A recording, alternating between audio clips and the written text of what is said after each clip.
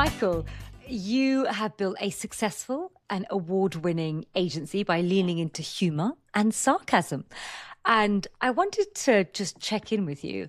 How did you persuade brands to go your funny way? Because a lot of people are kind of, especially brands, they can be quite conservative using humor, especially in today's age of polarization. What if people aren't going to get the joke? What if they're offended by it and so forth? What made you decide to actually go down that route when actually it's becoming harder and harder for people to take brands seriously?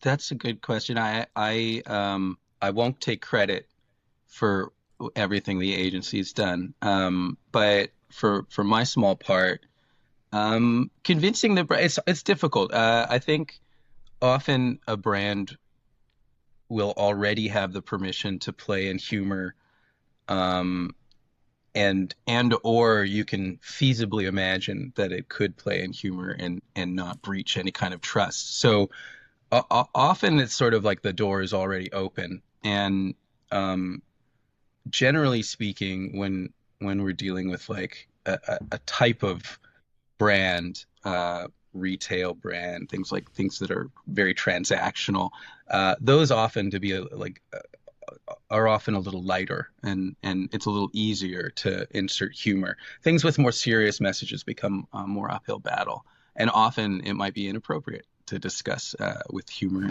in as the tone.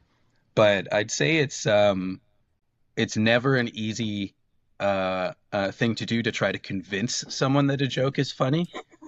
It's either they get it or they don't, and that's kind of, so often the humor itself becomes the tool we use to convince. So if we do want something to land well with a client, and we want them to imagine the consumer also, having the same kind of reaction being evoked within them. If it works with the client, it often is easier for them to imagine it working for consumers.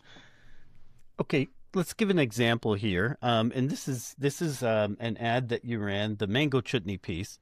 Yeah. And it uses humor and definitely sarcasm to point something out to all public relations and marketing practitioners out there. After I removed his cranium, I stimulated his amygdala.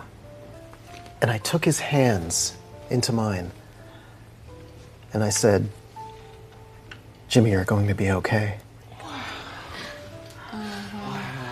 It must be so rewarding to be a brain surgeon.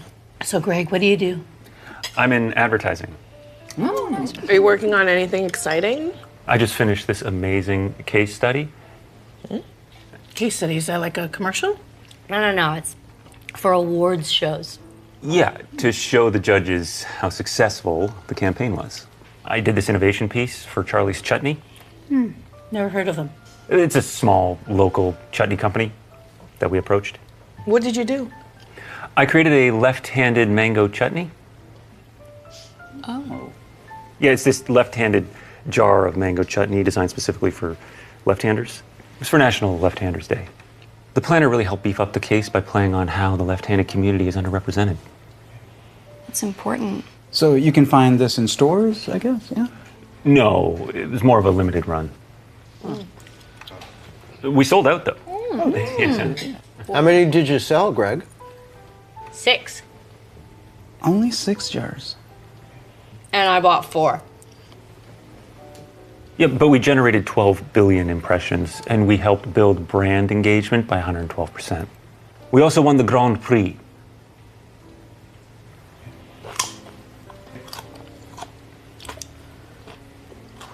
I actually also work in advertising. Oh, another one. So what case studies have you done? I wrote the beer ad where the horse farts. Oh, yeah. I saw that. That went viral.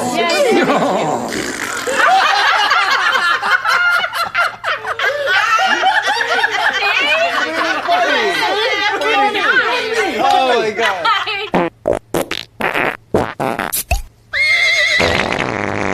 I forgot about that ending. Okay, all right. So as a left-hander, I want one of those mango chutney jars. And secondly, are you just kind of making fun of our industry? because Yeah. we do sort of deal in this stuff, man. This is sort of what we peddle. I'm kind of hurt. Absolutely. Yeah, I'm offended.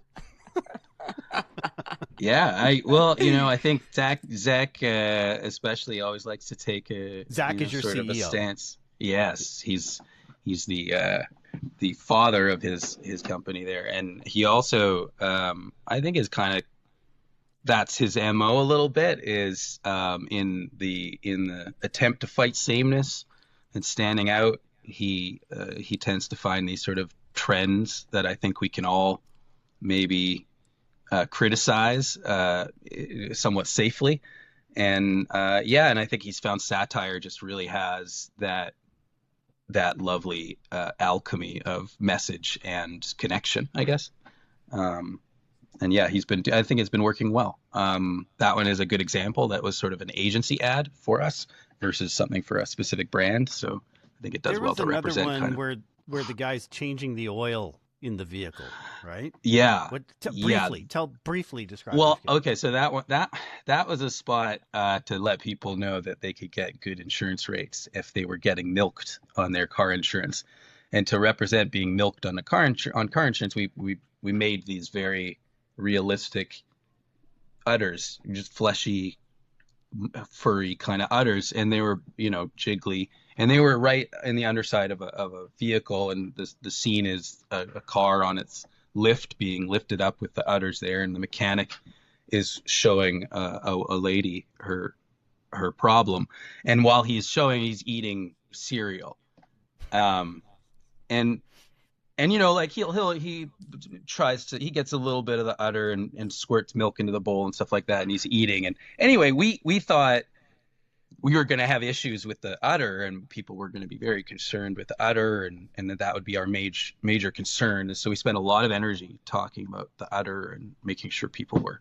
comfortable with it, and shopping it around to a lot of different people. And at the end of the day, the main issue I think that people responded to was the crunching of the cereal, and that was it. It wasn't that no one really had an issue with the fact that there were udders like jiggling on the underside of the car. It was really more that there was this audio sound of someone chewing. That was what bothered them with the spot, and that was kind of the main. They got angry that someone was chewing as loudly as they were. I mean, we upped the sound for comedy's sake, but that was not. We didn't expect that to be the point that they. So it's really hard to tell whether people, what they'll respond to and how they'll respond. Well, I think, Michael, it sounds like people also just like responding to truths. And I think today, truth twisting has become a national sport for all countries.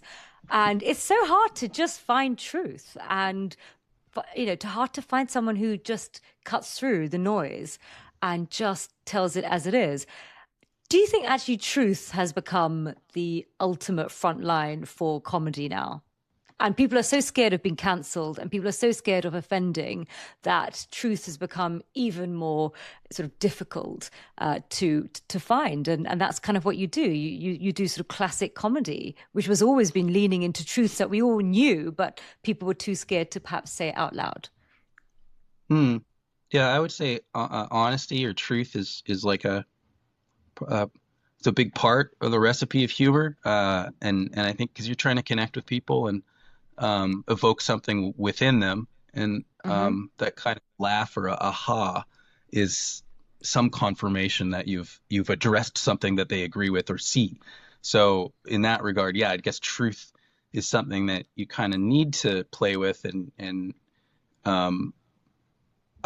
I always find it's sort of in between emotion and thought, if you will, humor. It plays with both of these things, and I think I like it because it's on the threshold of thinking without actually needing to over-engage cerebrally. It is a more tactile response. But yeah, I think honesty is definitely the first step.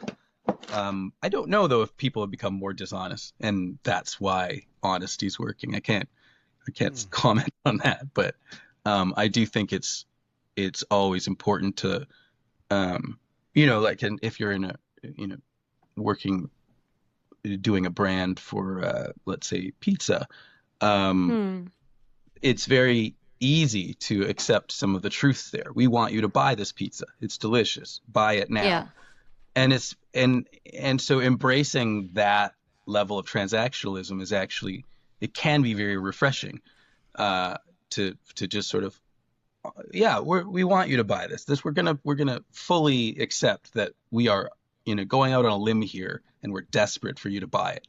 And if you start at that point, you kind of get a lot of the uncomfortable stuff out of the way, and then you can kind of fun. But some brands you can't do that with. They're not pizza, and you have trouble with that kind of approach.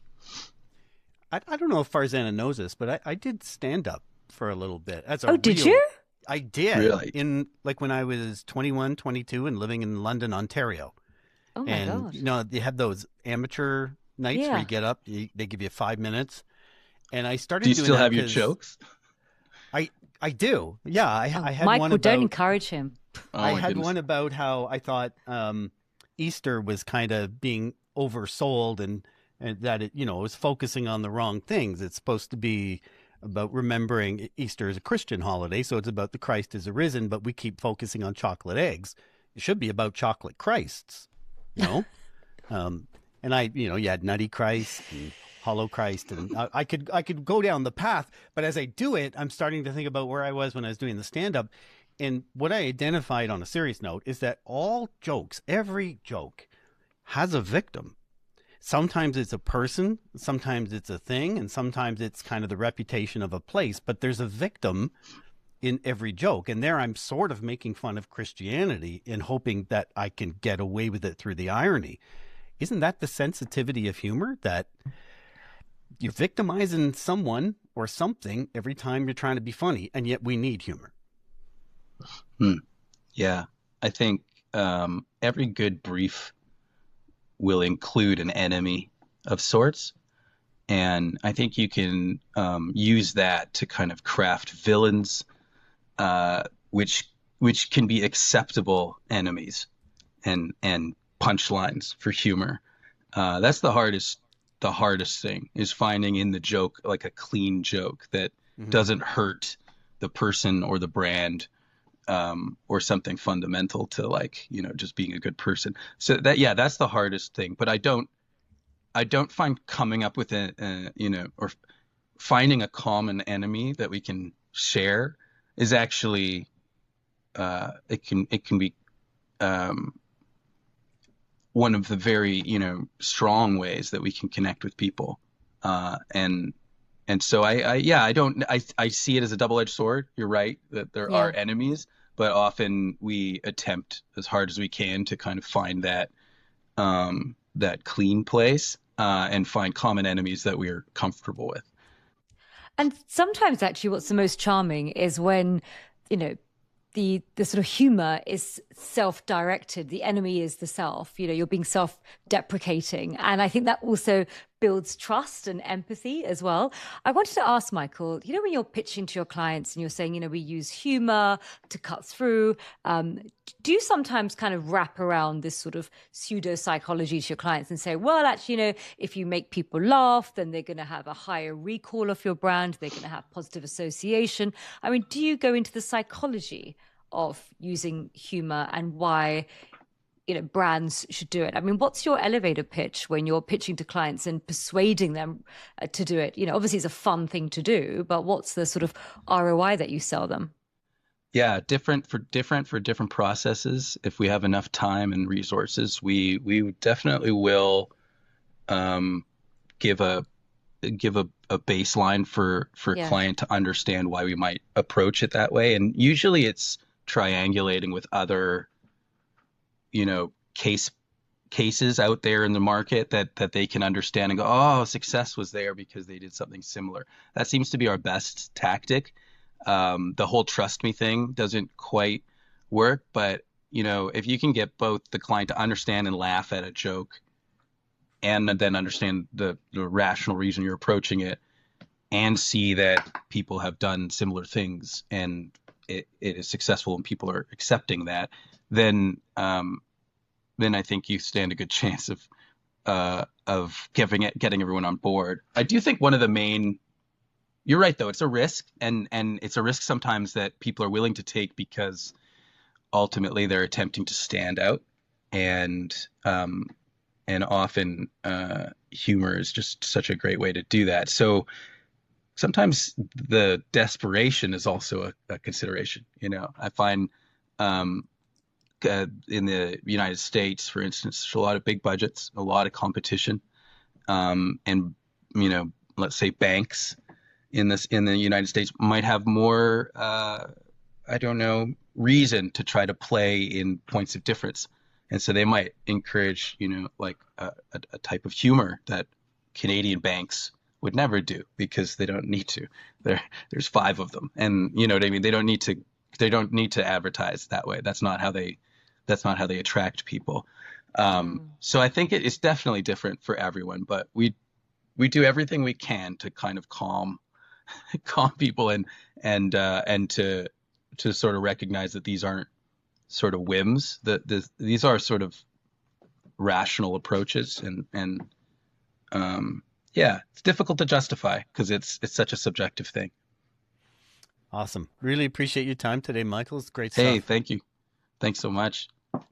Lovely being here, and thank you for chatting. Thank you, Michael.